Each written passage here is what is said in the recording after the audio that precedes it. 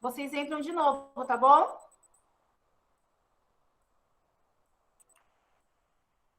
Pessoal, coloquem o nome de vocês, completo, número, série, bonitinho, para poder fazer a chamada.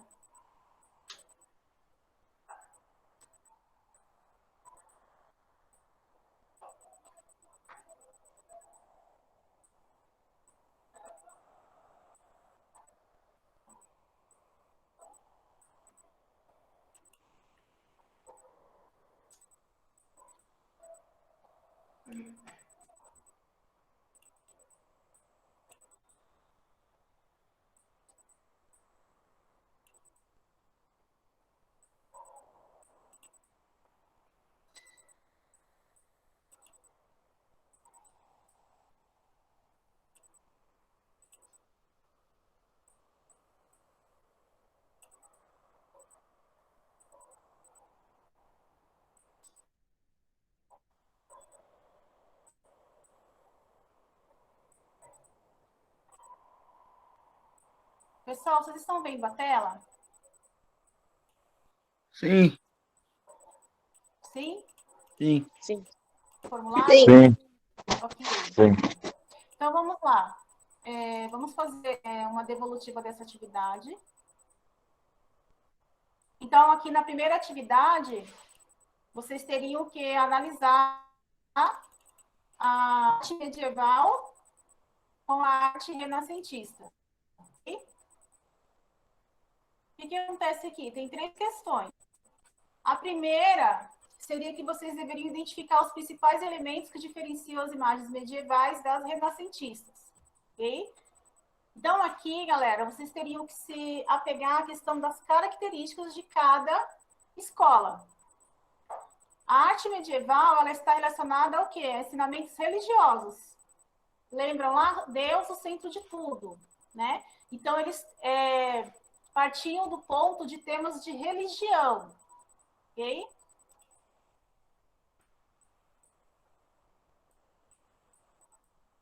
E a arte renascentista, o que ele começou a fazer? A se preocupar com o homem. Então, o homem era o centro de tudo.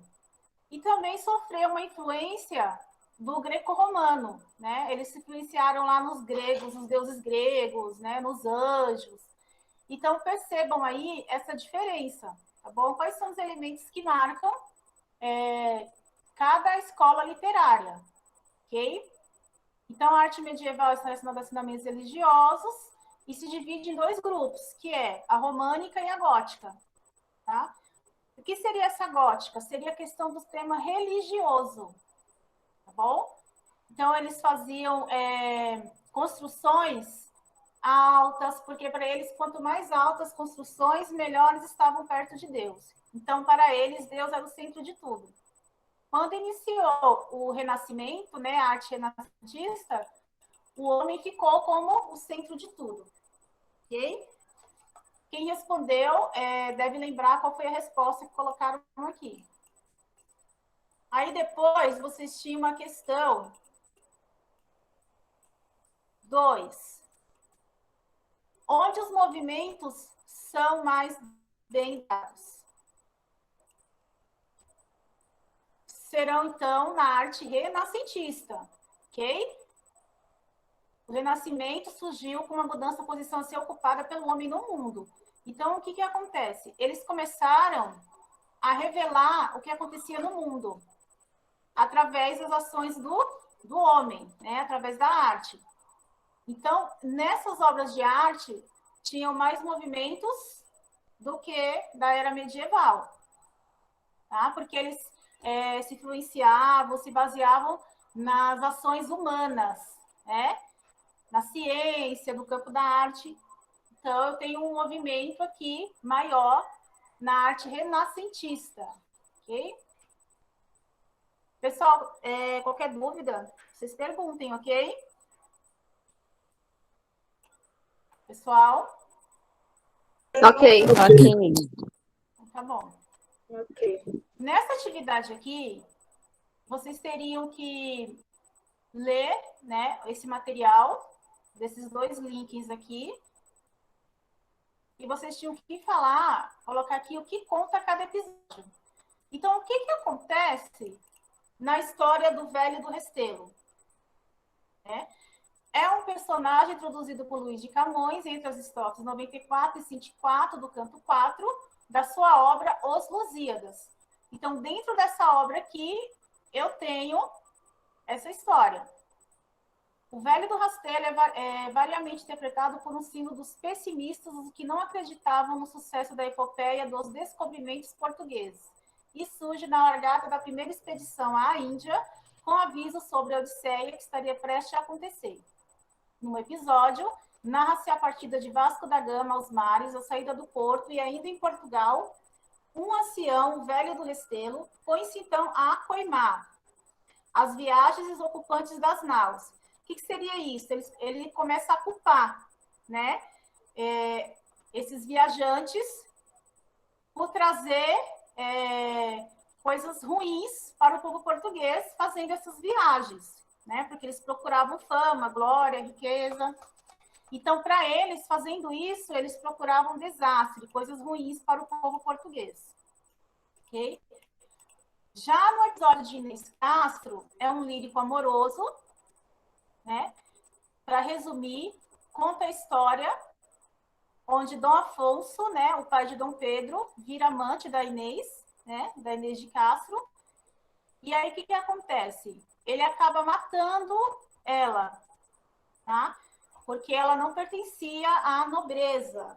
Ela era o quê? Ela era ama da sua esposa, ele se apaixonou por ela, e quando a esposa dele morreu, ele começou a ter um caso com ela, só que como ela não era nobre, ele acabou matando ela por causa disso. Bom, para que ele não perdesse o poder ali no reino. Bom, para a gente poder resumir. Quem não leu, depois dá uma lida com calma. É muito bacana as histórias. Aí tinha, levando em consideração a época da produção dos Lusíadas, vocês concordam com o que diz ter sido ele um gênio? Quem foi Luís Vaz de Camões? Quem pesquisou? Quem foi? Ele foi um grandioso literário, um dos vultos maiores da literatura da Renascença. Sua obra se coloca entre as mais importantes da literatura ocidental. Ele é considerado um poeta português mais completo de sua época, ou até mesmo de toda a literatura de língua portuguesa. É assim considerado não somente por ter feito uso de quase todos os gêneros poéticos tradicionais, mas também pela amplitude dos temas de que tratou ou pelo excepcional domínio da língua. Então, por que ele é um gênio até hoje? Né? Aqui está. Quem leu um pouquinho da biografia dele vai lembrar. E aqui, pessoal, tinha uma perguntinha. A que vocês atribuem esse texto ser lido até nossos dias? Então, aqui seria mais uma fala de vocês, né? Sobre toda a atividade que vocês fizeram, sobre toda essa pesquisa, em relação a esses textos dos Lusíadas. Ok? Então, eu trouxe aqui para vocês. Tornou-se célebre não somente por ter escrito os Lusíadas, logo o poema épico que reflete toda a história e cultura de Portugal, até a data em que o poema foi composto, mas também por sua obra lírica, constituída por vários tipos de poema, entre os quais os mais famosos são certamente sonetos. Não se sabe ao certo quando Camões nasceu. Sabe-se apenas que o autor de Os Lusíadas faleceu no dia 10 de junho de 1580. Então, por que, né? Até o dia de hoje, ele é tão conhecido, né? Luís Vaz de Camões. Ok? Então, aqui, pessoal, seria mais ou menos as respostas que tem que ter aí nas respostas de vocês. Bom, claro que dependendo das respostas, né, tem que, se tiver pelo menos parecida, né, com o mesmo pensamento aqui das respostas, eu considerarei certo, ok? Alguma pergunta? Alguma pergunta? Não. Não? Alguém teve dificuldade em fazer essa atividade? Senhora, o Kaique quer entrar. Eu aceitei. Tá, foi mal. Não, sem problema. Luan, Oi. pode colocar, tá bom, PPT?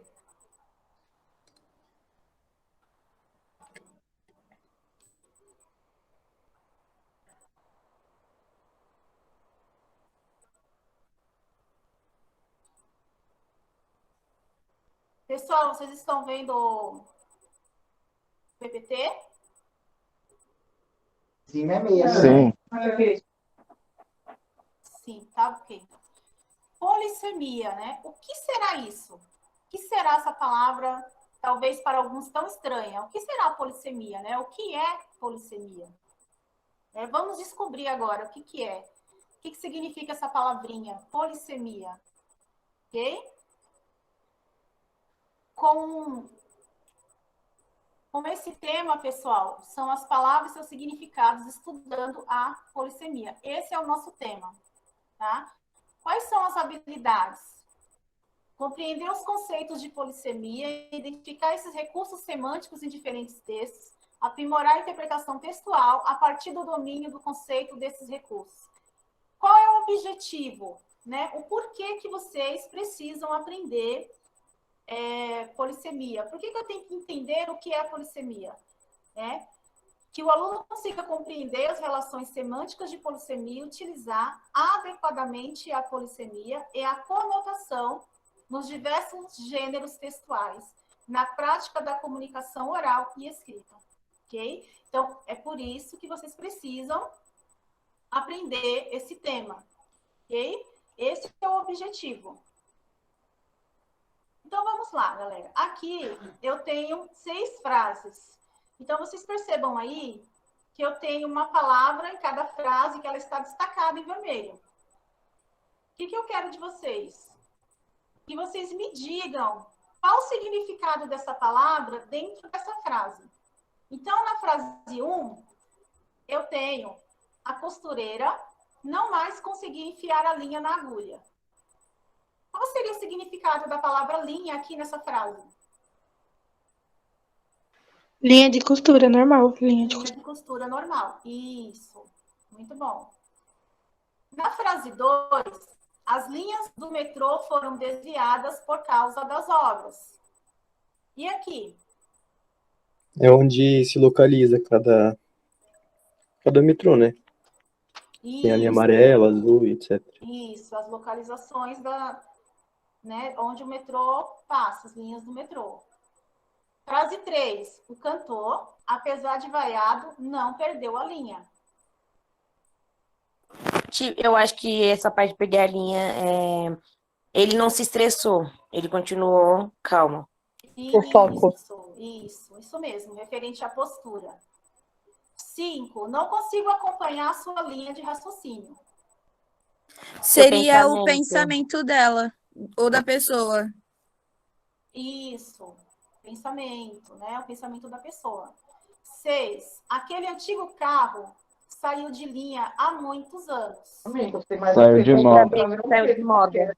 E ele é velho, moda, já é né? idoso. Refere-se a um modelo de carro, né? Algum modelo de carro que não está mais à venda. Ele saiu de linha. Tem pessoas que têm o modelo, mas ele não tem mais à venda, a não ser os que é antigo, né? Não se fabrica mais. Pode passar, Luan. Então, aqui, galera, é o que vocês falaram, tá bom? É o significado dessa palavra, linha, em cada frase. Então, vocês perceberam aí que em cada frase, a palavra linha, ela teve um significado, né? Ela teve uma função, ok? Pode passar, Luan. Só lembrando, pessoal, quem está entrando agora por último, coloquem o número, série e nome completo, tá bom? No chat, por favor. Número 7. Ele nunca tinha ouvido o canto do bem-te-vi. Canto de cantar. Canto de cantar. 8. No canto da sala há uma lixeira. Tipo, no canto da sala, canto, canto. Canto de canto. É canto. A parede da sala. Lugar. Isso. Um lugar, né? Que seja um lugar ali da sala. Um cantinho ali. 9. Esperamos o bom tempo para podermos colher as frutas. Nossa, gente, desculpa Recolher. o português aí. Esperamos o bom tempo para podermos colher as frutas. Recolher. Seria recolher, pegar, né? Pegar as frutas. 10. Colher é um utensílio culinário utilizado na alimentação. Objeto. Pegar comida. Objeto de pegar comida. 11. Rio sempre quando você me conta essa piada. De É risada. de rir. É de rir. Risada. Da risada, Risada, gargalhada. isso. 12. O rio Amazonas é o maior do mundo em extensão. É rio de rio. Rio de Rio de água. Rio de água. Isso mesmo. Então, vocês perceberam, pessoal, que cada palavra, mesmo a palavra sendo a mesma, dentro de uma frase, ela tem vários significados, vários sentidos. Isso eu classifico como polissemia, ok? Quando eu consigo identificar a função daquela palavra naquela frase. Okay? Aqui são as respostas, né, que vocês falaram aí no Meet. Ok? Pode passar, Luana. Então, vamos lá. Aqui eu tenho um significado da palavra Terra. 1, o planeta que habitamos. 2, a parte sólida desse planeta não ocupada pelo mar. 3, a superfície da parte sólida do mesmo planeta, onde crescem os vegetais. 4, solo, chão. 5, terra solta, pó, poeira. 6, lugar ou localidade onde se nasceu, onde se habita. 7, povoação, localidade, cidade, vila ou aldeia. 8, campo, terreno, planície. 9, domínio, propriedade, fazenda, herdade. Então, aqui vocês têm um significado, né? Ou seja, vários significados da palavra terra. Ok? Professora, Oi? então, tipo, a polissemia, ela é quando uma frase ou, sei lá, uma palavra tem determinados significados, dependendo do contexto, ou é, tipo, a habilidade de reconhecer isso? A polissemia é isso que você acabou de falar. Dentro de uma frase, aquela palavra, ela vai ter um significado dependendo do contexto onde ela está inserida.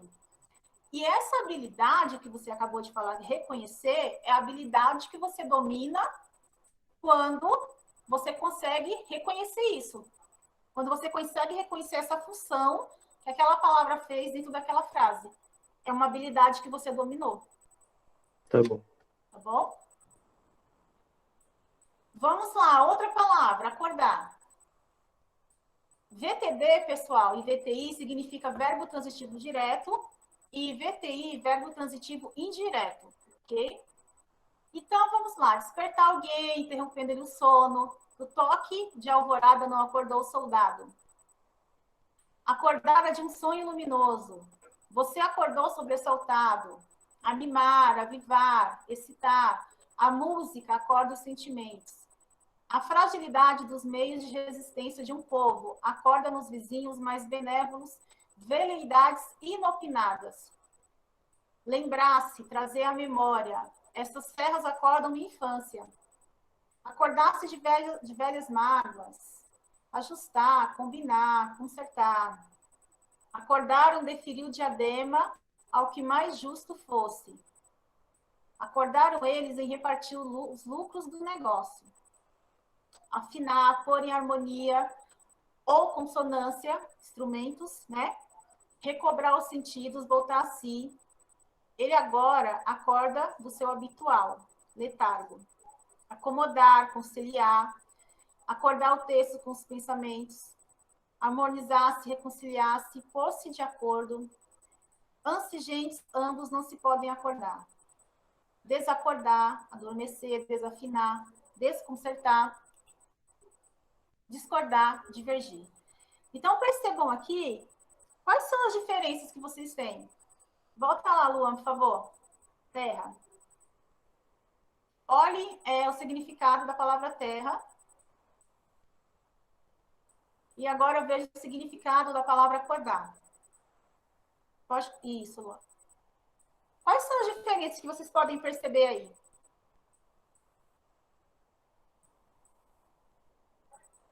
O que vocês perceberam, pessoal, de diferente? Que, tipo, na Terra é somente... Bom, referenciar a Terra. E acordar vai ser só, tipo, de despertar alguém. Acordar do sono. Isso. Eu Daí tenho na palavra... Pode continuar, Luan. A Terra teve mais significado, tipo, de cada um, dependendo da frase, e acordar só era voltado em uma, só que de diferente forma. Isso. Então vamos lá. Chegou onde eu queria. Quem lembra? Denotação e conotação. Quem lembra?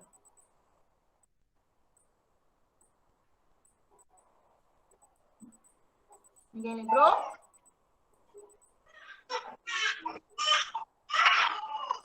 Denotação e conotação? Então vamos lá. Denotação, eu tenho o quê? Eu tenho o sentido real daquela palavra. Ok?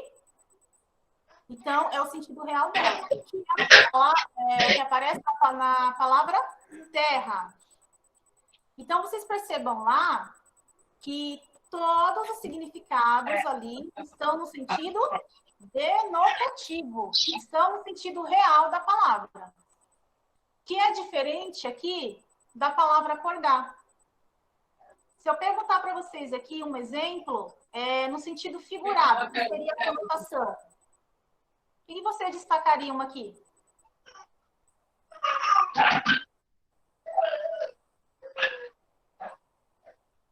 Na palavra acordar.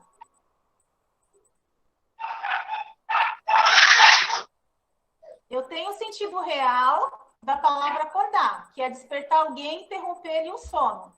Isso é o sentido denotativo dessa palavra.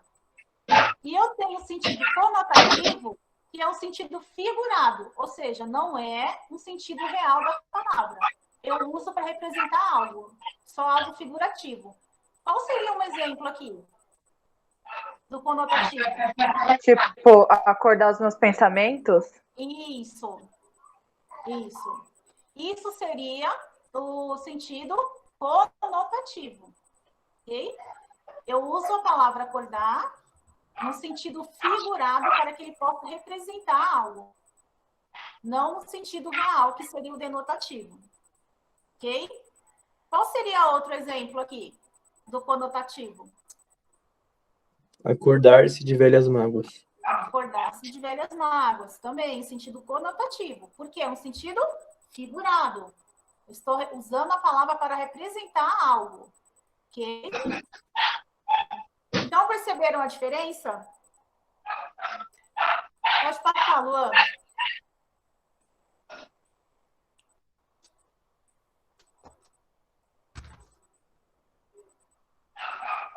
Então, esse exercício que nós fizemos, observa o significado da palavra terra. É correto afirmar que eles têm algo em comum entre si?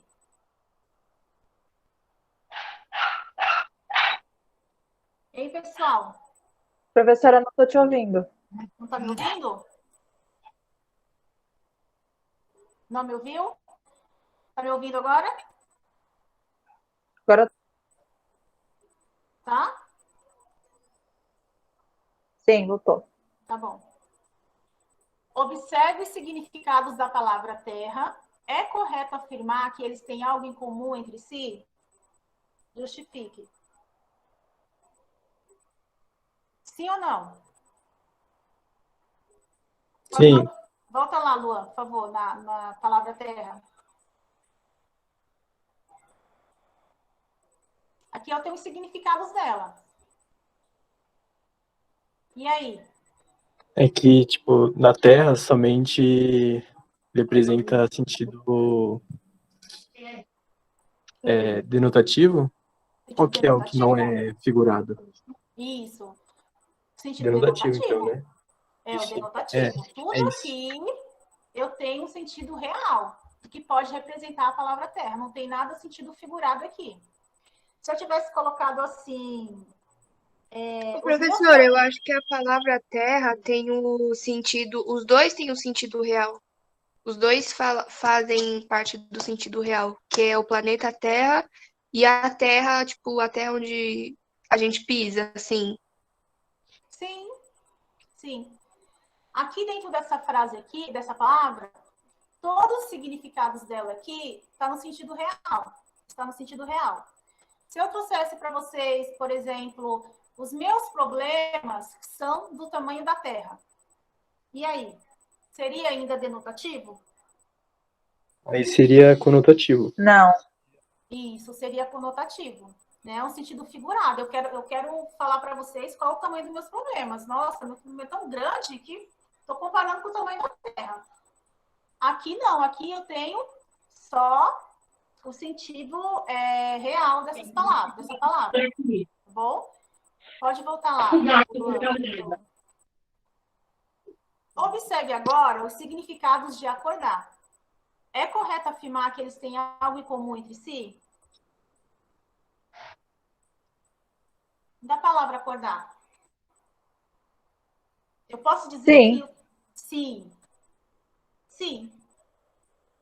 Mas o que eu tenho que Porque, tipo assim, diferenciar? todas as frases estão dando sentido tipo, de explicar, mas que é de formas diferentes, Isso, de forma de diferente. coisas diferentes. Dentro desse contexto todo, eu usei o sentido real e eu também tenho um sentido figurado, que é o sentido conotativo. Ok? Tudo bem, pessoal? Até aqui? Tudo. Se tiver dúvida, por Sim. favor. Sim. Quem tiver com problema de microfone ou não tem o microfone, sei lá, podem perguntar no chat, tá bom? Ou tem vergonha de falar, não sei. Ok? Então, aí é o significado da palavra polissemia. Do grego, polissemos, né? Poli, muitos, sema, significados. Significado que tem muitos significados. Sendo assim, polissemia é a propriedade que uma palavra tem de apresentar vários sentidos. Ok? Então, quando vocês fizeram aquela atividade, falando para mim o significado, né, o sentido de cada palavra, aquela mesma palavrinha nas frases, vocês reconheceram que é polissemia. Vocês fizeram isso, tá? Por trás dessa atividade, eu tenho a polissemia. Ok? Tudo bem, galera? Tudo. Tá chave. Sim. Tudo Tá bem. bom. Tranquilo, né? Tranquilo, certo? Polissemia? Pessoal? Tá tranquilo. Então tá bom. Pode passar, Luana. Agora, nós iremos para a análise de textos literários, né? E aí, pessoal, com essa questão de vocês fazerem análise, quando vocês fazem essa análise, incentiva vocês, tá bom? A pensar o porquê daquele poema ter sido escrito, daquele romance, daquele conto. É você analisar aquele poema, o conto em si. Isso entre os personagens, entre o enredo, o contexto histórico, o autor daquele poema, daquele conto, daquele texto. Então, tudo isso vocês são incentivados a fazer quando vocês analisam um texto literário. Qual a habilidade aí que vocês irão dominar, né? Fazendo essa análise? Ou já domina, né? De repente já domina. Estabelecer relações entre o lido e o conhecimento de mundo. reconhecer as diferenças entre o sentido literal e figurado, estimular a leitura de textos literários. Ok? Qual que é o objetivo? Por que eu preciso aprender, por que eu preciso analisar texto literário? Que você consiga desenvolver a sensibilidade de leitura, a imaginação, a criatividade e o pensamento crítico. Lembram quando eu falei com vocês, quando eu iniciei com vocês a questão da literatura? Por que eu tenho que aprender literatura? Por quê? Bom, porque isso faz com que vocês tenham um pensamento crítico, que vocês tenham um conhecimento cultural, ok? Que vocês conheçam a nossa cultura, a nossa literatura, não só brasileira, né? Porque no caso aí do trovadorismo, né, foi uma escola literária da França, ok? Então, para que vocês tenham uma bagagem cultural, que vocês tenham um pensamento crítico, que vocês conheçam a nossa literatura, ok? Pode passar, Luan. Então, vamos fazer uma leitura, análise, hipótese e interpretativa do poema O Bicho, de Manuel Bandeira. Quem já ouviu falar desse poema? Alguém já ouviu falar ou já leu esse poema?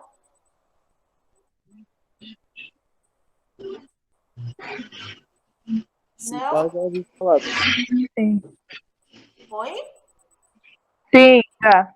Já, Mas né? acho que não ouvi falar. Beleza. Então, vamos lá. O que tem por trás, né, desse poema? O bicho. Vi ontem um bicho na imundície do pátio, catando comida entre os detritos. Quando achava alguma coisa, não examinava nem cheirava. Engolia com voracidade. O bicho não era um cão, não era um gato, não era um rato. O bicho, meu Deus, era um homem, Manuel Bandeira. E aí, galera? Ele faz uma crítica social aí sobre os brasileiros que viviam na década de 40. Faça uma crítica social nos brasileiros que viviam na década de 40. 40. E será que mudou, galera? Não muito. Será que mudou essa realidade que tinha naquela época? Não. Não. Volta um pouquinho, Luan, por favor, lá no início. Isso.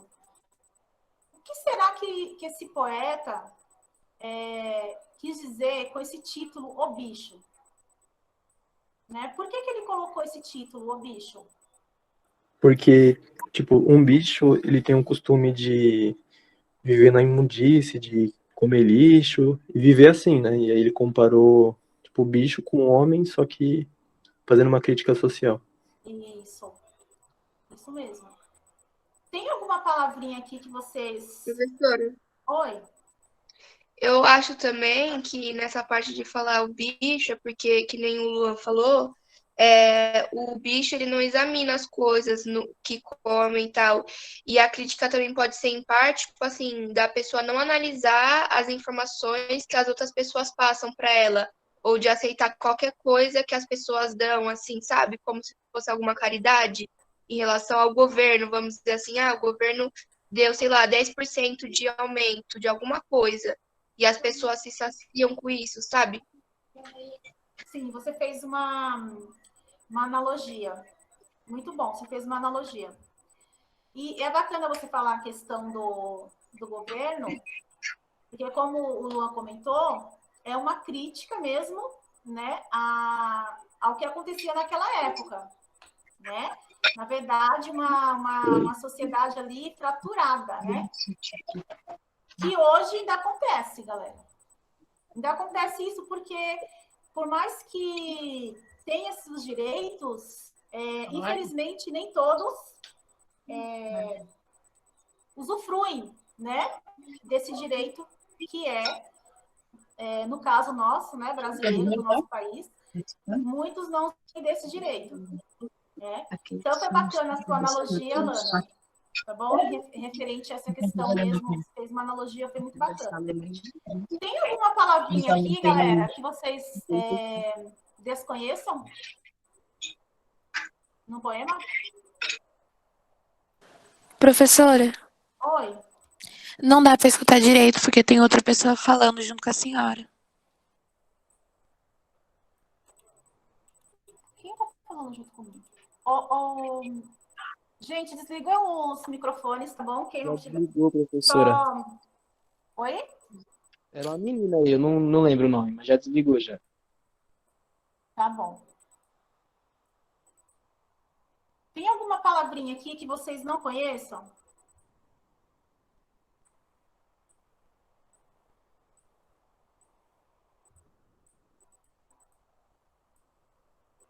Não? Não. O que é detritos? É destroços. Resto. Lixo. Lixos, né? Restos.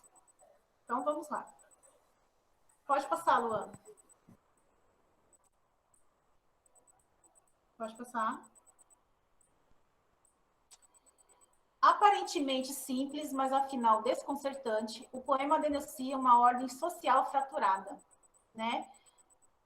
Anteriormente. Por que fraturada? São direitos que, infelizmente, né, nem todos usufruem. Então, se formos comparar o Manuel Bandeira, naquela época, ele já denunciava o que ocorria naquela época, né? E hoje, né? Hoje, não temos diferença, né, disso. Se você sai na rua, o que você vê? Né? Pessoas, né, que estão ali mesmo, pegando coisas, né, restos de comida, estão pegando comida em lixos, porque não tem o que comer, né? Então, infelizmente, por mais direito que aquela pessoa tenha, ela não usufrui, né? Então, por isso que é uma sociedade fraturada, né? Onde muitos possuem valores econômicos, né, maiores, outros têm muitos, outros têm poucos, então, outros não têm nada, né? Como no caso dessas pessoas, né? Que não têm onde morar, não têm o que comer e não conseguem usufruir que é do direito deles, né? Bandeira demonstra ter capacidade de transformar uma cena triste e cruel em poesia, né? Por que triste e cruel? Né? Por que é uma cena triste?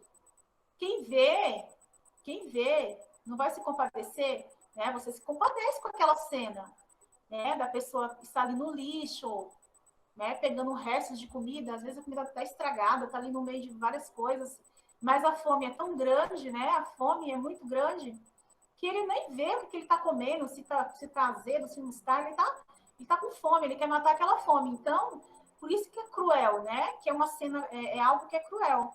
E ele transforma isso em poesia para que ele possa denunciar, né, essa exclusão social que acontece, né? Que acontecia naquela época e acontece hoje na nossa época também. Ao olhar para a exclusão experienciada da paisagem de um grande centro urbano, o poeta denuncia o abismo social tão típico da sociedade brasileira, né? Então não mudou nada, né? Década de 40, nós estamos em 2020, já em 2021, e não mudou nada, né? Século 20, dentro do século 20, e não mudou nada. Continua esse abismo social, né? Onde muitos têm poder aquisitivo, outros não têm o que comer, e nós vivemos nessa sociedade brasileira onde nem todos podem usufruir dos seus direitos. Ok? Pode passar, Luan.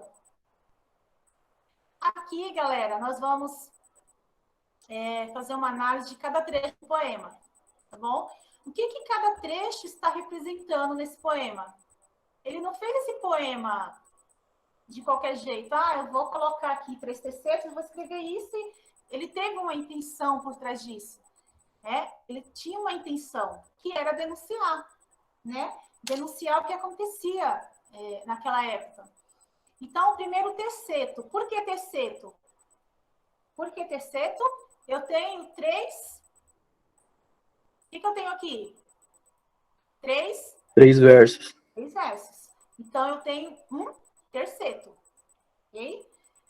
Vi ontem um bicho na imundície do pátio, catando comida entre os detritos. Na apresentação da cena inicial, vemos Bandeira se debruçar sobre o cotidiano e usar como material poético as cenas do dia a dia. Na primeira aparição do bicho, sabemos mais sobre o lugar onde ele se encontra, o tempo e o que ele estava fazendo.